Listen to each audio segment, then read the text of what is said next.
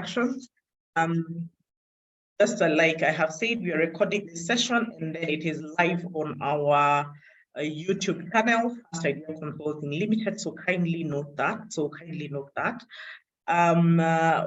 Based on that introduction, we are going to set off to basically speak about the NGOs, and I'll give a very short, brief introduction, after which we will go to the crux of the matter. Now, an NGO is any not-for-profit organization, voluntary citizen group, which is organized on local, national, or international level.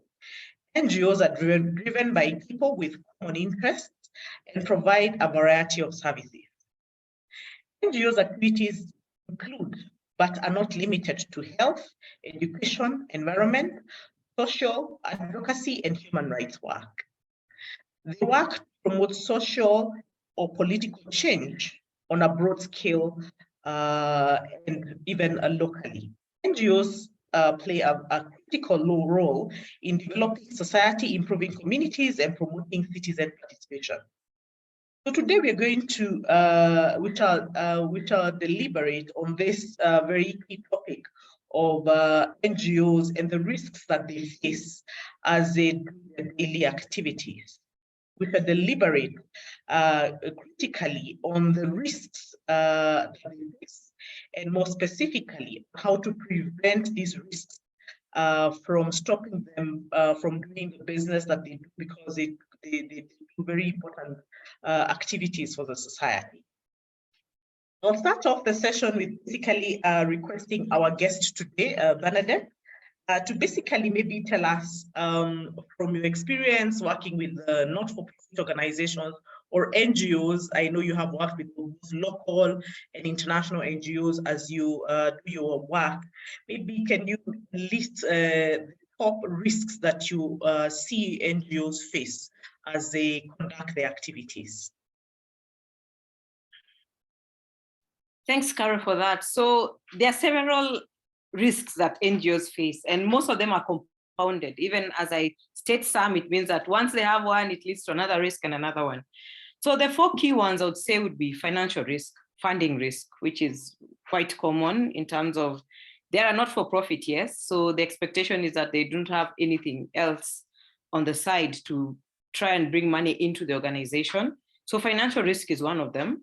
Then also program and project sustainability. So this also ties into the financial risk itself. So if they do not have enough money, because most of them rely on donor funding or other well-wishers to fund whatever they have. So it means that when they have a project, it's centered on the money they have collected. So there's a risk on sustainability. After this fund is gone, what happens after that? They also face some strategic risk because we know some of the NGOs, as they are, 2 people or 3 people came together to make a decision of this dream they have or an objective they have to resolve within a community.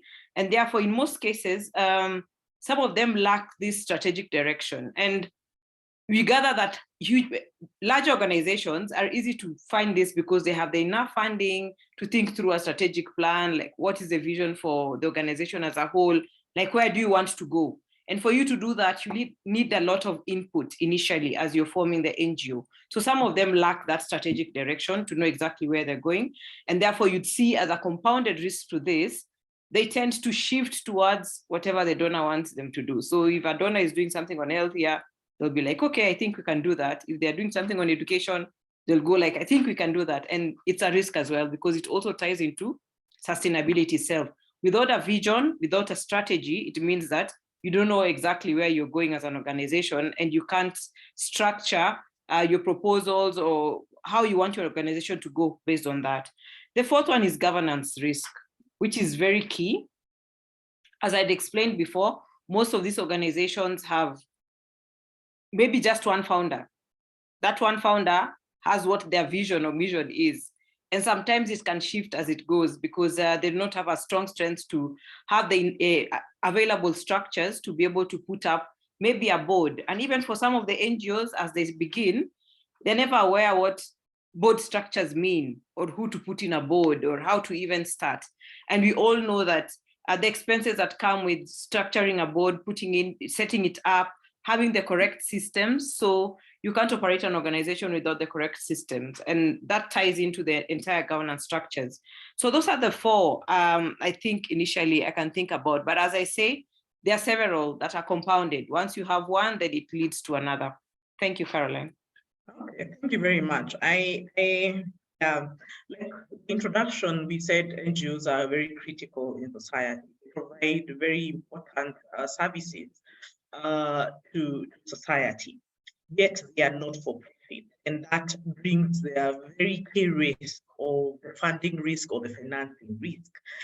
And I think this is one of the biggest challenges we have even with local organizations, trying to look for ways of financing their activities, which are very critical. And we have even seen NGOs in the health sector. We have seen NGOs in the education sector. We have seen NGOs in human rights, very key areas of society. Now, from your experience, because the reason that we do these sessions is to look for ways of mitigating the risks that these organizations find themselves. So my question to you would be, this critical risk of financing risk, of funding risk, which NGOs face, just because they're not for profit, so it means that they don't generate money.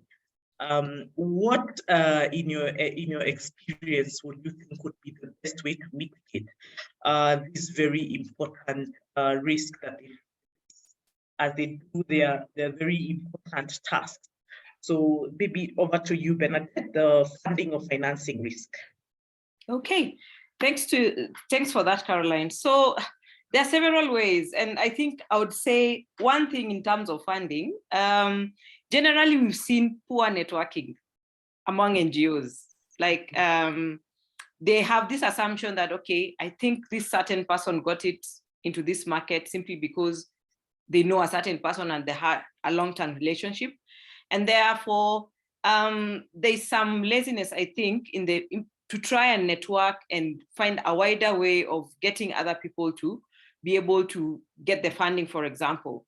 I would say for our local NGOs, I'll just speak within the community within Kenya itself, we see that most of them target international organizations, not knowing very well that we actually have donor funding or funders that are able to fund whatever we require locally for a start, for example.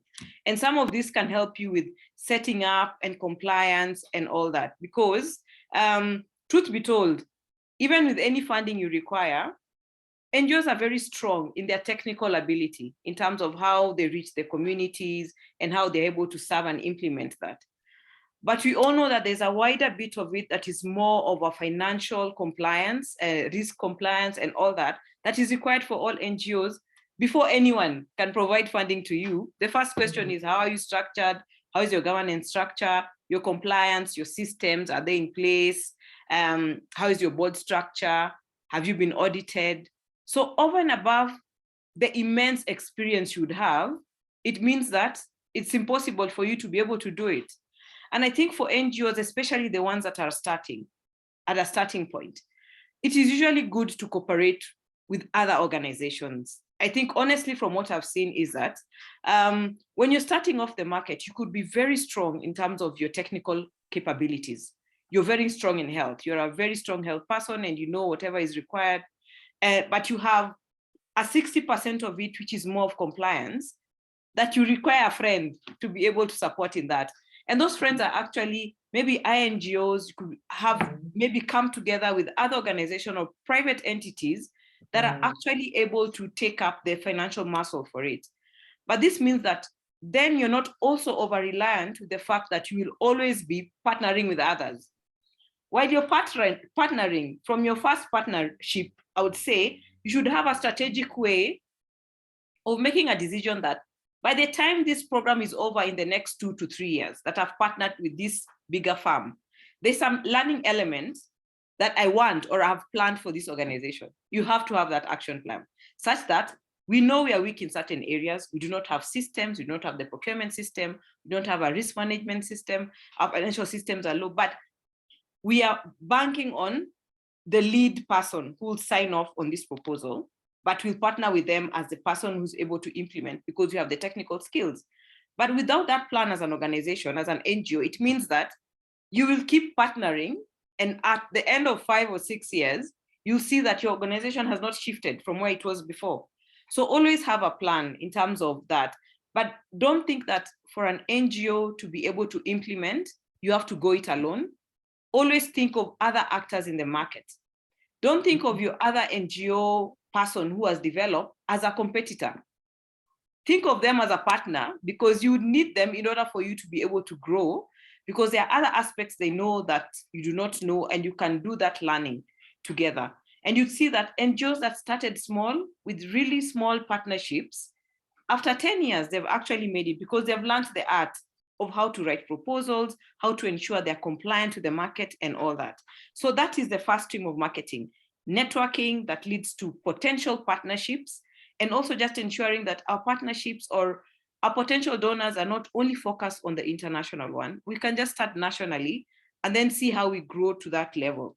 Because by the time you grow to the international level, there are a lot of things or strides you'd like to have accomplished in terms of even your registration, even your capability, or being able to implement certain programs within your own jurisdiction. So that's what I think is more of that. And the other thing, I think as NGOs start small, which is also something of a funding element, the proposal writing skills are usually very low in most of these NGOs. So you can sit out there, see a grant or see a proposal, and a donor wants certain things that, yes, your organization can do, but the skills, you lack the skills to try and understand how to put your thought process into something that will actually be applied and implemented, actually.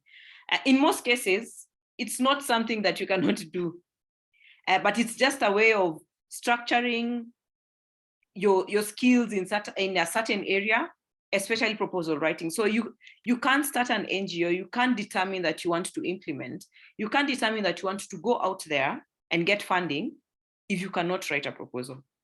It has to be a key strength within any organization, especially if you're out there to try and put your vision in terms of, there's a problem within a community, you should be able to articulate it well, you should be able to articulate how you'll be able to implement it, how you'll be able to monitor, and ensure that at the end of it, whoever is providing the money to you can see the impact or the change that is there.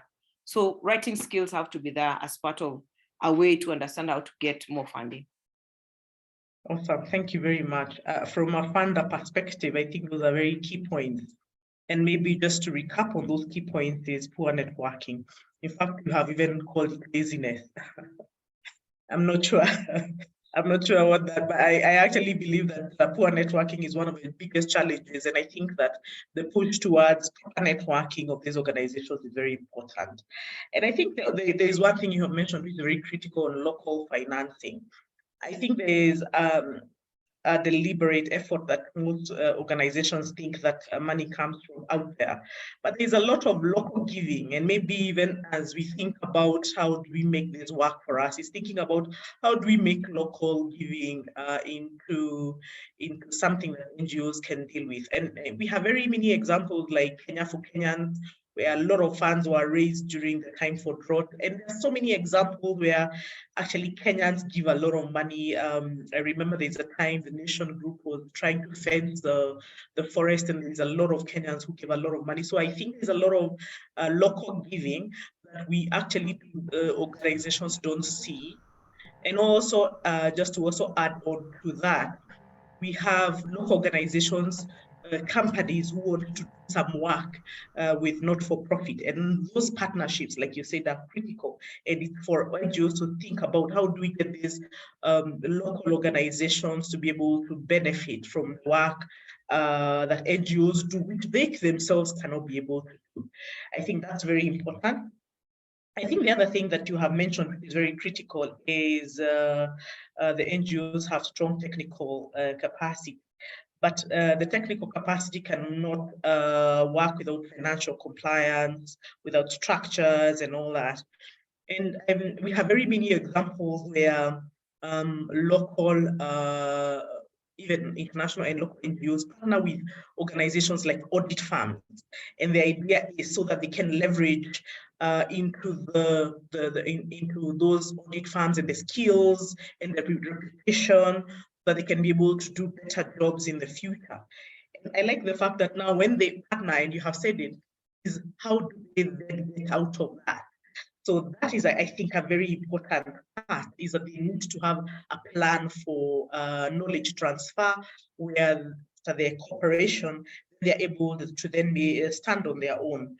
I think another critical thing is collaboration. I think the last few years we have seen if I could call it, lack of a better word, the death of very many local NGOs doing very good work in Kenya. And I think the thing is, they imagine they can stand on their own, they don't need anyone to collaborate with, and you have put it very clearly. I think the way forward is to look for those very important collaborations and to be able to write proposals to be able to get that amount that they will need to manage their organization. So that's key, and thank you for that.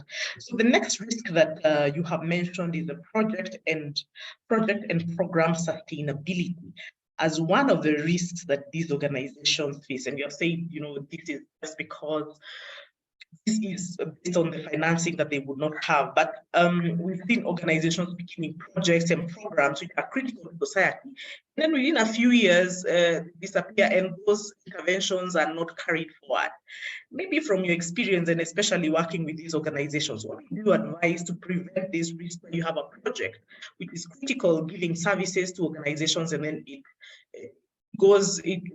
can't work? And I have some examples of like hospitals which NGOs start, and then at some point they have no commodities, they have no staff, and the facilities left as a shell.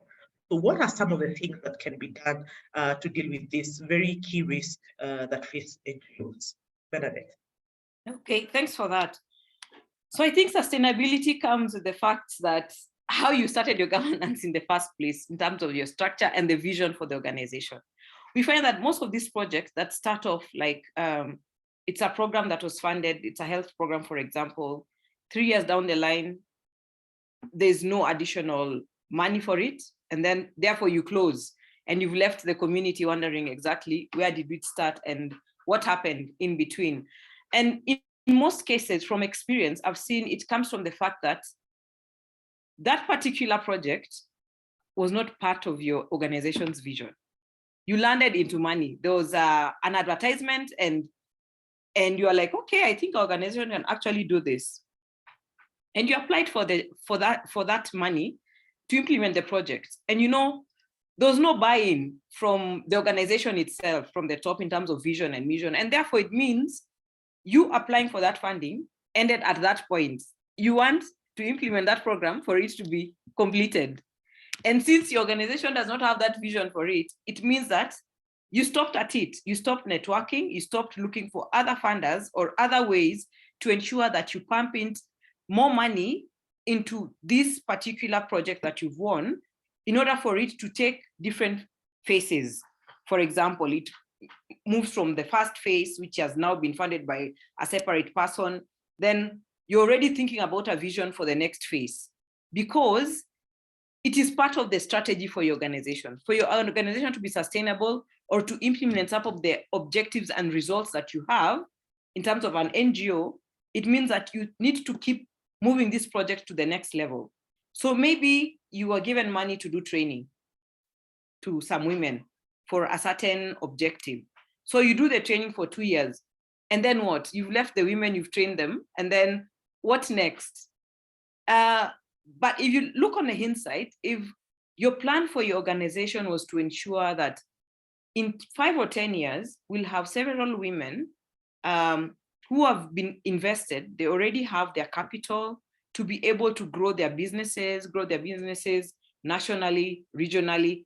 That is a vision for your organization. But how do you need to get there?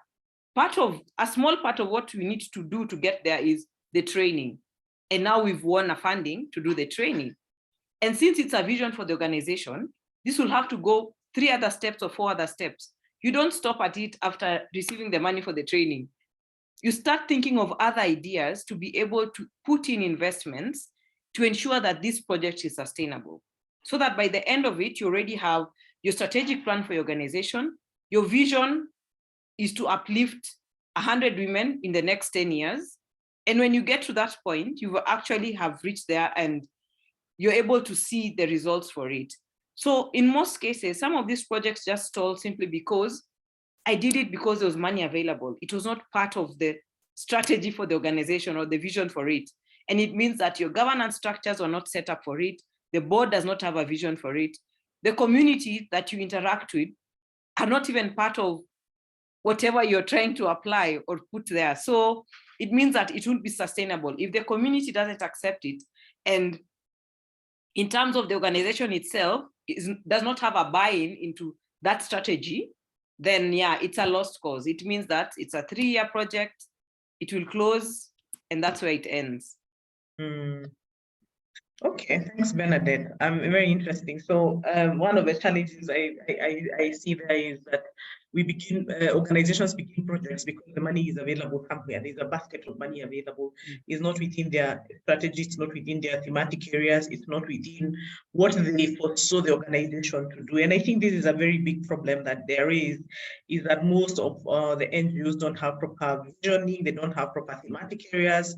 They don't know even how to, how to choose the different projects, but because the money is available somewhere, we go and get that money. And I think it talks the next risk that you had actually alluded to is a very important risk of the strategic risk. And this is a key risk that faces not-for-profit organization in terms of are they able to then live within their thematic areas? Are they able to a vision for the future?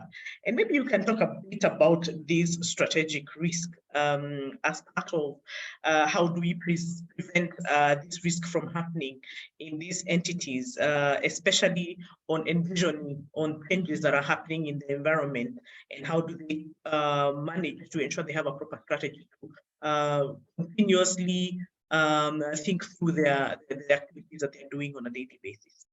Bernadette. So strategic risk, it means that it's just based on, I think, initial poor planning. You need a lot of time invested actually in the strategy, more than anything else when you even start thinking about funding. Because you need to have that vision, you need to have the mission, you need to have a way of actually even monitoring your strategic plan or whatever it is, because you can begin. Remember, this is an organization that is just beginning and you're testing, you're trying to figure out, okay, this is where our thematic area is, this is what we plan to achieve, but there should also be some monitoring element within it.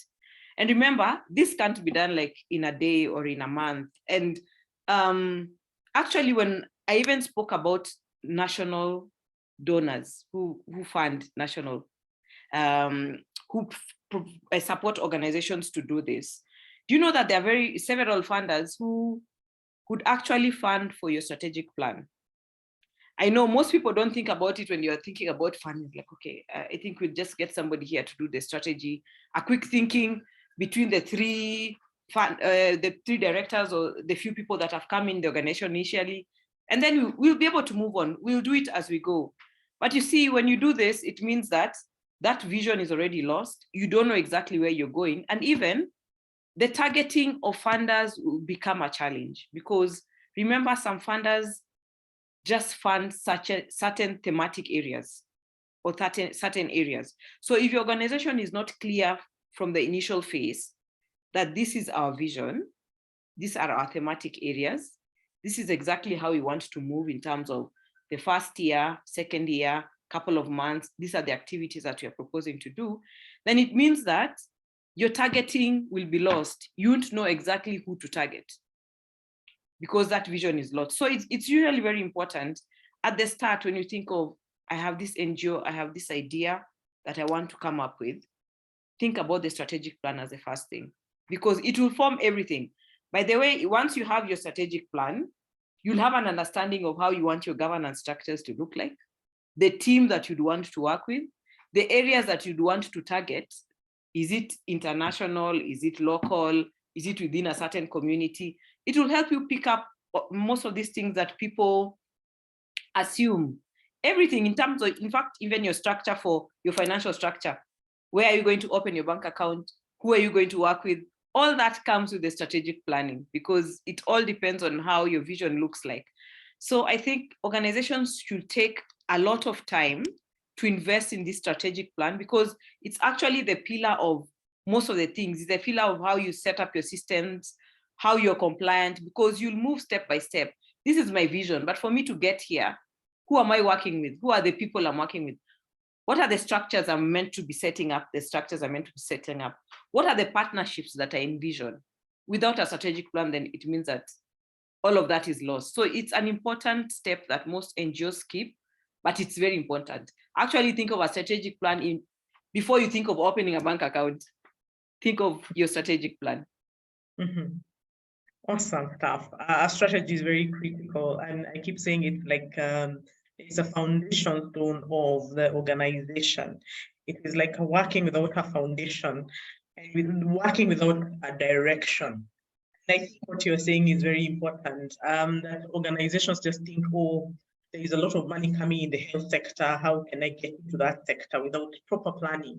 And this is one of the biggest challenges that these NGOs face, in terms of nobody sat through and thought towards what is the strategy for this organization and how are they going to move and continuously do the activities they're required to do, because some of these activities are so key into the communities that they serve. And I always think that, when you think about an NGO, that they are public interest organizations. And since they are public interest organizations, we can't afford them to fail. We can't afford them to fail. So the first thing that I think you have mentioned there is initial planning is critical. And so that, and I like the fact that you're saying maybe there's even money somewhere to finance a strategy. And maybe those are the sources of financing maybe some of the organizations need to look for. How to finance their strategy, to have a proper strategy in place, to be able to see how they can proceed, what are their thematic areas, what their vision and mission is, and also who are their stakeholders that they are doing the donors that they're working with, who are they, including, I keep saying private sector, because there's some private sector organizations who want to get involved in certain areas because of the work they also do is complemented by not-for-profit organizations. So also thinking about the private sector players, what kind of work they do, and how can you complement with this organization? I think that's very critical. And then the issue of monitoring the strategic plan, which is critical to ensure that we have a proper strategy in place and we are able to progress as we speak. So I think I like those key points, and I think it's important to see how do we then work through towards ensuring that we are able to progress. The fourth risk that you mentioned, which I think is a very important risk, and also related to the strategic risk, is the governance risk. So we find that most NGOs have a lot of governance challenges that they face as they're managing their not-for-profit organization. Some including the disease that is normally referred to as founder syndrome. So, and maybe you can tell us a bit about these risks, the governance risks, how they come about, and maybe how organizations can prevent, strategies that can prevent these risks from happening, the governance risk. Over to you, Bernadette. Okay, thanks, Caroline. So governance risk, again, it comes with the idea that there was no strategy, there was no plan. Remember, when I'm setting up an NGO, I have friends. It does not mean that my friends can be part of the structure that I want in terms of governance. And that's where we fail, because as you're thinking about the vision for the organization, the people leading it initially have to have shared vision in terms of where they want the organization to go. And that is usually very critical. And that's why it doesn't have to be my friend. My friend doesn't share the vision that we have for this NGO, for example. And therefore, it's critical that when we are thinking about the governance structure for an organization, it is very key that after understanding what the vision for the organization is, how you want to implement it, what our objective is and the mission, the people that are critical to lead this organization should have the same shared ability in terms of where we'd want to proceed. And it means that you would need to pick someone you've never worked with, people of interest who are interested and who can be able to deliver it. And the people who have the ability to ensure that you've moved this vision, your mission and activities can actually be actualized. Like they can move from point A to point B without having any issues with it. So that's why the governance structure is very critical. And at times you might find that you've come up with a governance structure or you have people in place, but because you have strong monitoring elements, you figure out that actually Bernadette was not the best link for this governance structure. It's not what we needed initially, and it will help you reevaluate and see exactly, do we need this or do we need something different? So a governance structure also helps you think about direction, ensure that your organization is actually in existence. So avoiding the founder syndrome. It means that when you have a governance structure, it means that, okay, yes, Bernadette had an idea for this organization, but she needs to be sense checked, meaning there needs to be a board structure to allow the vision and mission to be able to move. So it is critical that founders move away from the thinking that they are the governance structure, they are the employees, they are the staff members, they're everything. They're going to monitor, they're going to evaluate work that is going on in the NGO, and they still feel like at the end of it, this will be sustainable for the organization. No, it's wrong. So I think the next step after thinking about your strategic vision and having a strategic plan is ensuring that you're setting up the correct governance structures in order for your organization to be able to move. And actually, if you set up systems, for example, you have your financial management systems, you have your risk management systems, program management systems, without a governance structure, it means these systems are just there. They're just documents you've prepared and there'll be no way to apply it. So a strong governance structure ensures that the systems that you've placed and that you have put in place can be checked.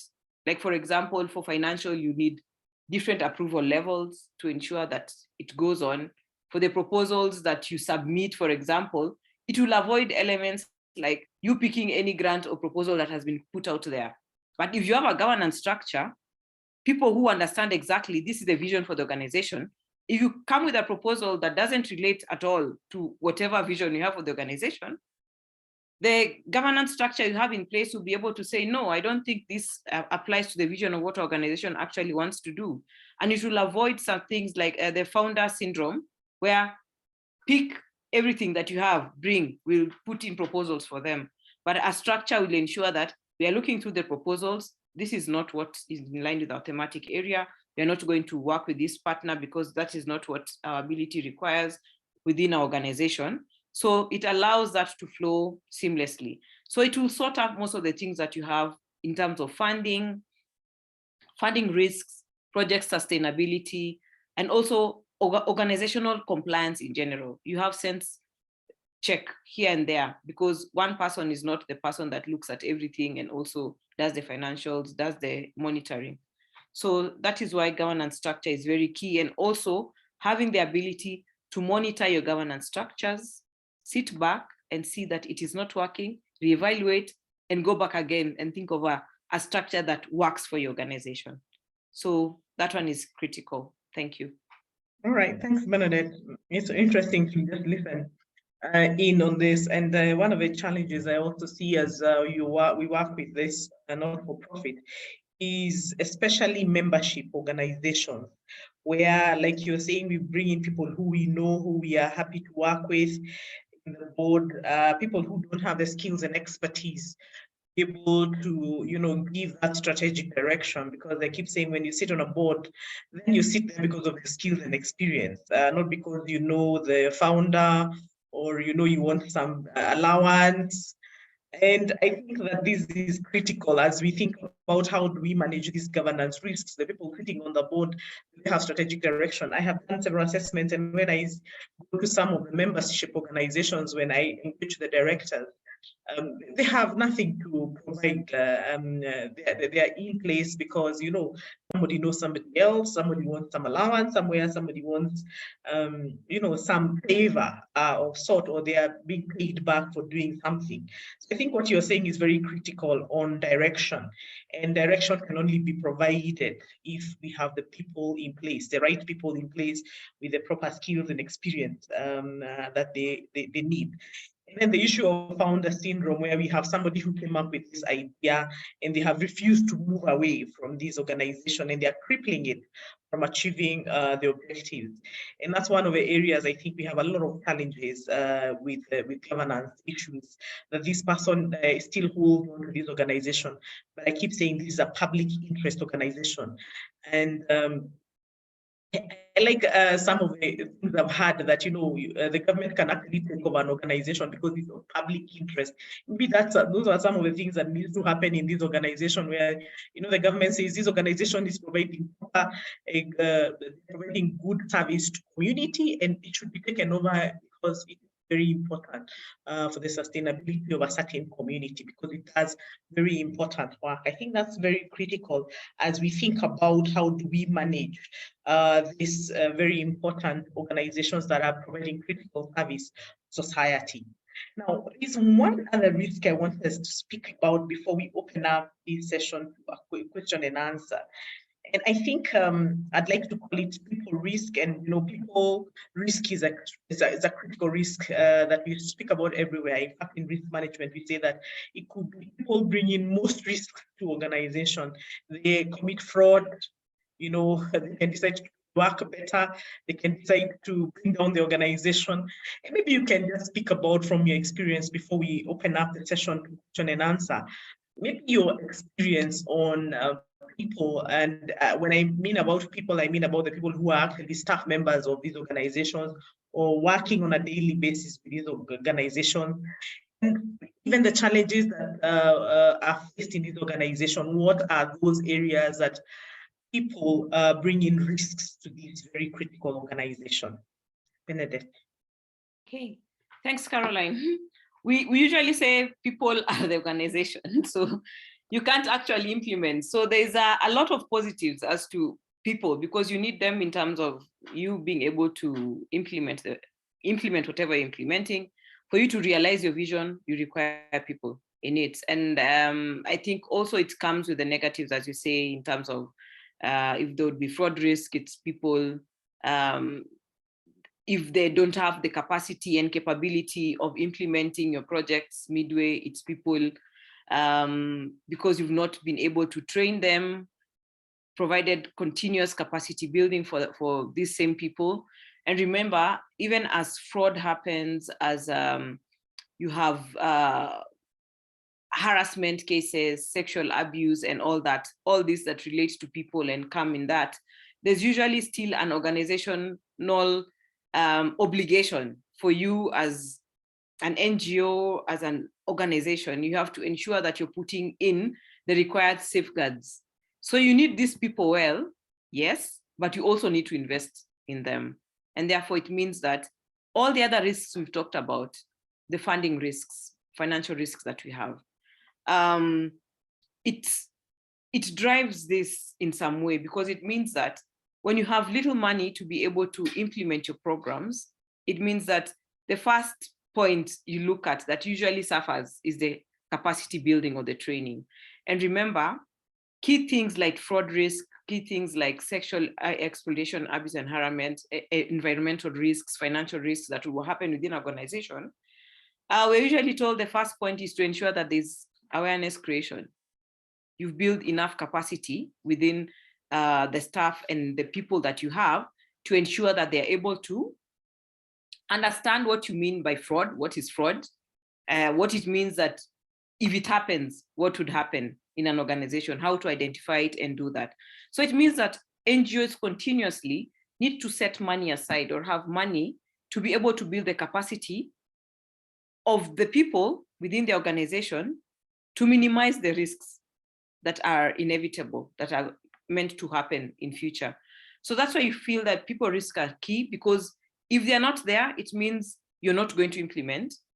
But if they're there and their capacity is not built continuously and awareness is not created continuously, it means that your organization is on crutches, like it's almost going to be not be there sustainable at all. So the best bit of it, which is the extreme of 100%, it means that you have people within your organization. These people are well trained. Their capacity is built. And also, you know, with people, there needs to be incentives for them to continue being there, because in most cases, fraud would also happen because there's no incentive for me to keep staying in this organization, have the buy-in, share the vision and the mission, because you also have to move these people, remember, from the hiring phase where you've hired staff members. You see, people could be a bit different in your thematic area or your vision from how your governance structure looks like. You know, a staff member, you brought them in because they have the capability. Maybe you have the HR person, they have HR skills that you require, but this person necessarily doesn't share the vision for my organization. And you need to, as an employer or as an organization, you need to move this staff member from a bit where I've come this for personal interest, I'm here to be paid my salary, then I move on, to a point where they'll be like, okay, the critical thing we're doing in health for this organization actually translates well with my day-to-day life. So I think I'm invested. And for an organization to get there to the point where the people are invested, the organization has to invest. And therefore, people are very critical, they are key. And you could see even, you get a funder, you get a proposal that you're writing. Where do all the marks go in terms of whether your proposal will pass? Key personnel. What are your staff members? What capabilities do they have? What qualifications do they have?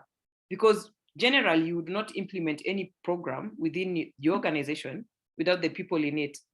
So it's very critical. And I know it's a challenge for most NGOs that even for you to get the critical key personnel that are required, that have the necessary qualifications and skills, you need the money to be able to pay them. You need the money to be able to maintain them and to ensure that they're able to work through the exact vision you have. So as you think about your governance structure, the people you bring in, you have to ensure that there's a basket somewhere to ensure that the people are actually catered for, to reduce some of the people risks that we have highlighted.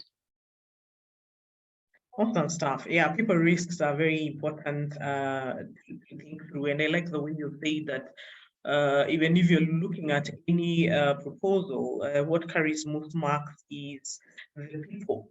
So people are critical. So the capacity, the skills, the knowledge of these people are very key. There's once I was dealing with this organization and I was dealing with the financial staff, and there's a staff I used to deal with on a very regular basis. And I remember one Easter, because we had a report due, I used to call them all the time, you know, come, I sit with you. And this time they came physically and I couldn't get through them. And they were supposed to be the finance manager of the organization. And I called the CEO and asked them, how come this person does not seem to understand of things that the organization does, and basic, you know, accounting and all that. And later on, we came to realize that the person who was being sent was actually a messenger. They had no financial experience, and I can tell you that that experience, I've carried it along with me on the importance of having the correct staff members. You know, most of the organizations actually suffer because they don't have proper capacity. And again, part of the problem with fraud is not having proper internal controls in place and giving the leeway somebody to commit fraud. And one of the experiences I had giving an example from my audit background is, you have somebody who is your driver, you're paying them 10,000 shillings, but they're driving a vehicle which is 3 million Kenya shillings. I mean, how does that even work? And what is the responsibility that you're giving based on the kind of pay that you give these people? I totally agree with you on capacity, awareness, internal controls. I think these are very important things that organizations need to really think about when they're bringing in people to work. And because this is a very key risk, the people risk is a very key risk in the not-for-profit, but even in all other organizations. And I like the fact that you've talked about some of the policies we need to put in place on staff relationships to do with things like sexual harassment, disciplinary, and that kind of things, critical things. So I'd like us to stop there. We have covered 5 key risks. We have covered the funding risk. We have covered project and program sustainability risk. We have covered strategic risk. We have covered governance risk, and we have covered people risk. I think these are the key risks that organizations in the not-for-profit actually suffer from as they're managing their not-for-profit. So this discussion is supposed to start eliciting some information and for the people who are participating to just think through these processes. And I'm going to open up the session to some question and answer. It's now 14 minutes to top of the hour. So I will open up the session to some questions, and I can see, I think there is one question that has been asked. I'll go directly to it. If there is anybody else with a question, we request you to either type on it and type on the chat, or you can unmute yourself. And I'm going to read this question just to also just some of the chat. I can see there is people who have joined us. I am Noor, and I lead a team here at HODI, and a not-profit in Kenya, Karibu Sana. Then there is Nancy, founder and CEO of Tech Leadership Enterprises. So Sheridan Muruka has a comment here, and she says, agree with Bernadette. I would also add adequate tools for assessing and ensuring financial sustainability, e.g. clear funding strategies, donor engagement plans, budgeting, and forecasting tools. Awesome, Sheridan, for that addition. That is not a question, it's actually an addition. I don't know if there is anybody who has a question for our guest. Our guest today is Bernadette. She's from FSO. You can ask the questions where the money is as well. Maybe she can tell us where we can source the money. She talked about networking as one of the challenges we face as not-for-profit. And it would be nice to hear some of the questions that you posed to her on how maybe you can enhance that aspect. So I'm opening the session for 5 minutes of questions. Anybody who wants to ask a question? I have a question on the ones who are in. I don't know if there is any question online. Bill, you can confirm if there are any questions online. Okay, this session is on our YouTube channel. You can see it later. It's on Fast Idea Consulting Limited. You can watch it later, and you can also subscribe for other videos as we create them. The reason we have this risk conscious talk is basically to speak about risk management and to create awareness on risk. This is our 3rd episode. You can watch the first 2 episodes on our YouTube channel. And we are doing this on a monthly basis and continuously do this session for risk awareness. I don't seem to see any questions coming up. Can I give the next 2 minutes? Just ask any questions.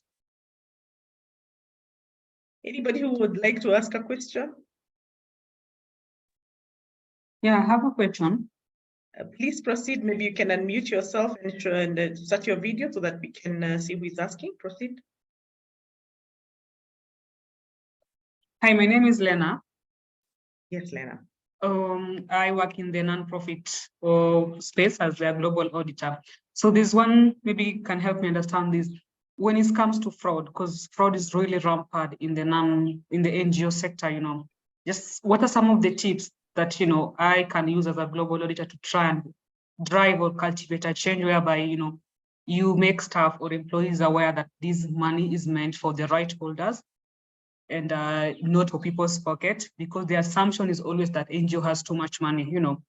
And so the accountability part becomes an issue because people say the money comes from the donor. So stealing that amount of money does not have like a really impact on them because the money comes from the West, which they think is developed and just have so much money to pour into them at the end of the day. My second question would be in terms of in audit supporting, if you're supporting a region that is volatile or war-torn zone, what are some of the tips you really can help us with, guys who are supporting teams in the war-torn zone? Because remember, the war-torn zone and the stable economies they have different scenarios on how things work out at the end of the day, or maybe the best controls. So how do you as an auditor support the teams in the war zone? Thank you. Right, thank you, Lena. I don't know if Bernadette, you have something to say. You can say something, then I can add on to what it is that you have said. Okay, thanks for that. So fraud, I think it's very critical. And as you say, as much as the NGOs have the money, it means that when you're reporting and there's a fraud and you need to report to the donor that there's fraud elements taking place, then that's a big risk for that as well. So I think for fraud risk and all that, once you have your internal controls in place, that one has to be there. You have to ensure that your internal controls are in place. Secondly, as I spoke before, there's never enough awareness creation in an organization in terms of fraud risk at all. Like, even if you be saying it every month, every time you distribute that money, every time they're trying to implement etc., the awareness creation and testing your internal controls and putting them in place is something that is quite critical. Because even as donors provide money to the NGOs, their expectation is that throughout the supply chain, the NGO has ensured that they've put in enough internal controls to ensure that that money goes only to the right places. And that's why you'd get that it has made some donors steer away from administrative expenses, because as you speak, for that one person to be taking the money, it means there's no control. Are they taking it based on the fact that they have gone for a workshop, you're paying for transport and doing etc.? It has meant that donors are now critically trying to figure out exactly how expenses or expenditure are accounted for within a program to ensure that those elements are not actually able to, it doesn't come to an individual, as you say, it wouldn't come to an individual person. So how does this individual get themselves into accessing that money? It can only be through other means, maybe a workshop or a transport that you're paying them, and maybe they did not participate in the workshop. But trying as much as possible as an organization, even as you do global fraud risk and try to do the audits on them, what structure does the organization have in terms of the internal control structures? Just think backwards, think through what would go wrong, what would make somebody easily access money within an organization. It means that then you don't have internal controls in place, your governance structure is not well placed to ensure that such things do not happen. For an individual to be able to have access to that, it means that your structures are not strong. So yeah, for me, conclusion, just thinking through strong internal controls and creating awareness within the organization just to ensure that that money is not lost. Thank you, Bernadette, for that. I think one of the things I'd like to add is consequence management. And for me, what I say is that if fraud does take place, there should be policies in place of who has committed the fraud and what is the consequence. What is the consequence? Sometimes I go to organizations, they say, oh, we are a Christian organization and we forgive this person.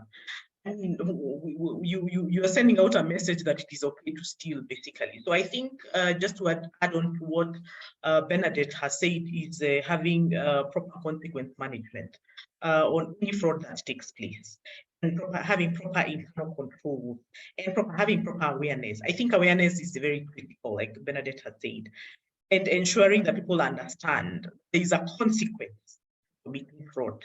You cannot forgive fraud and imagine that it will not continue taking place. I think that's very critical, even from my experience working with these organizations on consequence management, that is a price to pay, stealing. So, and I'm a very big advocate of consequence management. So I think the other question you asked on support to volatile regions, some were controlled. I know that most of the organizations work in very volatile places, and sometimes it becomes very difficult to even audit those areas. So what I always say is that when you're working in a volatile place, you need to think about the people who are working there. Can they be able to set up their own structure of reporting, spending and reporting? Because that's where the problem is. You don't know whether they spend properly, you don't know how to track it, because maybe where they are not able to get documentation which can provide an audit trail. So what I can say is, because they cannot be able to do the conventional way, is that you need to have conversation on how to have a special policies in place that, if you have spent, somebody who, make checkers who are not involved in the field, prepared documentation where people are actually able to see, and if somebody spent some money and it is not documented, somebody prepared some vouchers which are countersigned by somebody who was not involved in the process.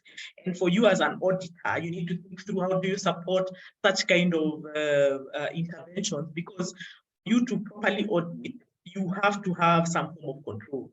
And I think for you, thinking through that you're a global auditor, sitting maybe in Nairobi, looking at volatile areas, is thinking about how do we create a structure that you can, as an auditor, see an audit trail. And I think for me is the maker checker, which is very important. It doesn't have to be conventional. It can be just based on the ground, what can be available on ground. And so they would not comply to the conventional way of reporting. They would comply to whatever it is that they're able to, where they are at. So I think that's what I would say about that. I don't know if Bernadette, you'd like to add something about that. No, I think nothing more to add. So just setting up structures that would work within that zone, but also we've gone digital and virtual over the years now, I think since COVID, and we've seen that during COVID, we still continued implementing programs. And as an assurance function, we still expected assurance of whether the money is going to be used. So how are you able to do it? We were able to do it virtually and figure out how to ensure that maybe you're getting the documentation, you're getting the pictorial evidence, you're getting everything just to ensure that you're still able to check, even if you cannot travel to those zones to be able to see how it works. But I think most people are going digital. Others are using drones. By the way, drones are now being used as part of assurance. So it also depends on how far the organization is willing to go in terms of monitoring how the money goes. Okay, thank you very much, Bernadette. Mary Mbogwa, you had put your hand up. Kindly ask your question. You can unmute yourself and start your video and ask your question. Mary Mbogwa. Yeah, good afternoon. I may not be able to start my video, but I wanted to comment on the question from Aisha. Before you comment and Bernadette comment. On governance risk, startups can have a tendency of getting friends or people they know on board. This may not be visionary. Would targeting professional bodies work for small organizations? So what I did for my organization, I wanted a board, and I thought instead of getting friends and relatives, I went to Women on Boards Network. But the CVs I received, they were so willing to work with me, and the CVs I received were just out of it. They were very qualified people. And since I don't have a strategic plan, I don't have so many things in place, I just shied off. So I thought maybe I need to go back to the drawing board. I don't know, or maybe I should still get them and have them move the journey with me for the strategic plan and put everything in place as we move ahead. I'm still in that dilemma. Please advise. Thank you. Okay. You're laughing, Carol. Okay, Mary, I know Mary, but let me read the question from Aisha so that we can have a perspective. On governance risk, startups can have a tendency of getting friends or people they know to get into the board. This might not be visionary and would target professional bodies, work for small organizations. That's a question. It didn't get the mitigation for dealing with founder syndrome. I don't know if Bernadette, you'd like to mention something before I come up with my thoughts on that. Yes, thanks for that. Thanks, Mary and Aisha, for the question. So yes, it's good, Mary, that you went ahead to go to a professional body. And there are many, by the way. So in case you want a strong procurement person, there's a professional procurement body that does that. And remember, they are professionals that are able to support organizations, because when you think about it, professional bodies are there to drive the intention of the organization to ensure that their word is spread around. So if you have a professional body for procurement people, and of course you need a procurement person within your board, either way, finance and procurement, they'll be more than willing to ensure that they have shown a way of how they've moved an organization from a certain way from start to finish. So professional bodies anytime. And Mary, please do not shy away from bringing this nice board of women that you got with the different CVs to sit them down. They could be a way of you beginning to think through your strategic plan and your vision and putting it into paper, because for all you know, they actually may have the experience and knowledge and skills. They've done it before for other organizations, and therefore it will be easy for them to be able to support you. So I don't think you should shy away from doing that. You should go ahead and do it. On the bit about founder syndrome, we say the only way of getting it out of there, the founder syndrome, is getting a board structure or a governance structure to be able to check all the other elements within the organization, so that this person is not the decision maker, the monitor, the auditor, everything within the organization. They have somebody to do the checks and balances, and that includes you setting up a strong board structure to allow that to happen. Thank you, Bernadette, and thank you for that question. Yeah, Mary, I do not understand how you have stopped from progressing, because these are the people who will help you with your organization. So what I would say is get them in. They're very important for your organization to move to the next level. I would say get them today because Women on Boards has already given you a set of very good women to assist you as you progress. So I think that you're already in the right direction. Stop worrying about what is going to happen. I think there are very many people willing to provide services to organizations, people working in different organizations who want to create an impact. And those are critical for us to build this very important organization. So Mary, the next time I see you, which is tomorrow, I will ask what you have done about it. Now, founder syndrome, I think that Bernadette has answered that question. I think that the only way out is to ensure that you have a board in place, and a board which is well diversified with different skills and experience, and you can deal with that. Sheridan says even getting a senior or experienced professional from a larger NGO would be helpful. Absolutely, Sheridan, that's very correct. Thanks for that addition. Aisha said, or does the NGO Council also help provide professional board members that are vetted? I'm not sure they do that. I think that it's for you to get board members, you can get from like what Mary has said, Women on the Boards. You can actually write a terms of reference, you can advertise, you can get very many people applying for that. So Aisha, there are very many ways of doing that. You can also go to the professional bodies and actually, like what Bernadette said, get some from there as well.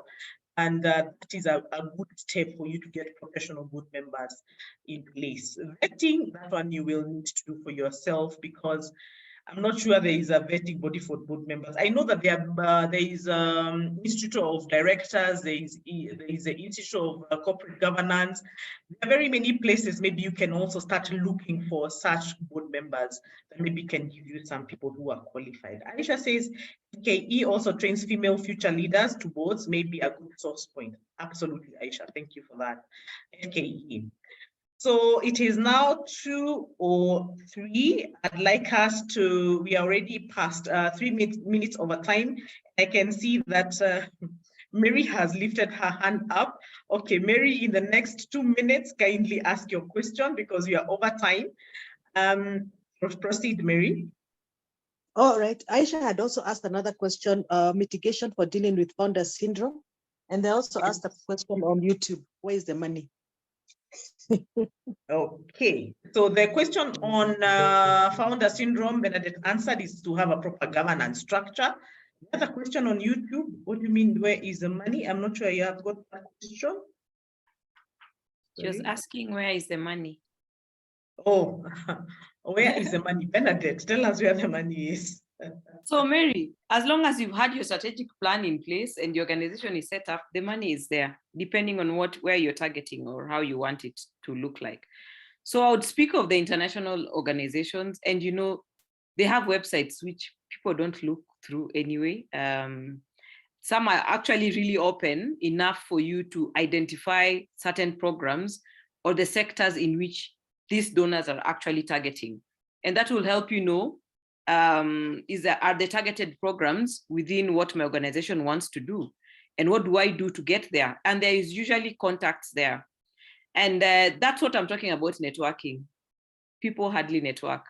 I've been in that field in terms of being on the donor side, being on the procurement side, etc. But I can tell you not so many people come forth to try and get an understanding of what do people have in place in terms of program?